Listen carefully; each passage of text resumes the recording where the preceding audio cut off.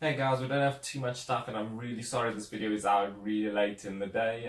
With some Fortnite playing in the background. I'm going to fast forward it quite a bit because the first round I died and they kept playing for like 40 minutes. So anyways, let me read my notes and then I'll get into the news. So I don't know if you guys have heard, but Trump's put together a little bit of a gore reel from video games like Sniper Elite, Call of Duty and so on to just demonstrate the violence of video games and how it affects us in real life and how it is responsible for all these horrible things. I wonder who's gonna die there. Anyways, yeah, so he's put together a bunch of stuff, just a bunch of like deaths and really violent scenes, and Games for Change is a non-profit organization has put together a counter video about the same length to counteract the very polarizing video that the White House put out, and they have included footage from games like Horizon, Life is Strange and stuff, and they just got to show that, listen, there's other aspects to video games as opposed to just shooting someone in the head, and that's not all about the big AAA shooter titles. So that's about it. Let's move on to the next story. I'll put links in the description as usual for everything. I'm sure you guys will be happy for that. So in this kind of news, it's coming to mobile. I think you guys know if you watched the previous video. It's coming out soon. I'm not sure when the beta is releasing or if it's already out yet, but it is initially on iOS. It'll come to Android a little bit later.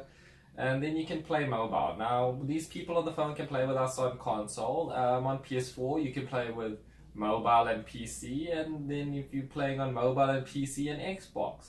But what you can't do is play with PS4 and Xbox. This is not allowed. The reason for this is pretty simple. Sony has full market share and they don't want to give Microsoft a break and give them any reason for people to play on a different console. If you want to play on the PlayStation. More sales for them, they have full control of the market. That's kind of sucks for Xbox, but at the end of the day, you can't really force a company to do anything. This is the same thing that happened previously with Minecraft. Everyone was on board, including the Switch, and then Sony was like, no, bud, sorry, we don't like Xbox. We don't trust that their what's it called, their network, the players to monitor them, and if someone swears at someone on PlayStation, they can't do anything about it. So they have some fair points, but at the end of the day, it's all about money. So let's talk about another thing here. I'm gonna butcher this guy's name. I think it's Jason Rohrer, and he's an indie developer. He makes games by himself, and previously he's made games on Steam and worked with them to find release dates where he's the only game that's coming out that whole day to try to give him the best shot.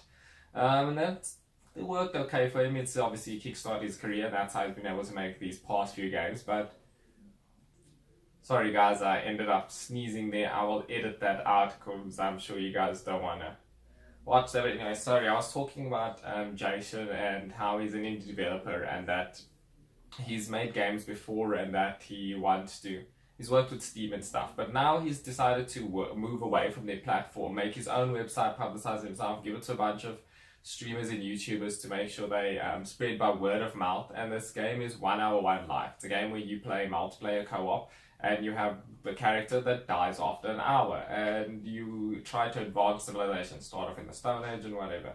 And it seems like it's pretty cool because it has like a sense of randomness to it and is very streamable. So there's 83 games that came out on Steam the same day they released this one, and somehow it's a success.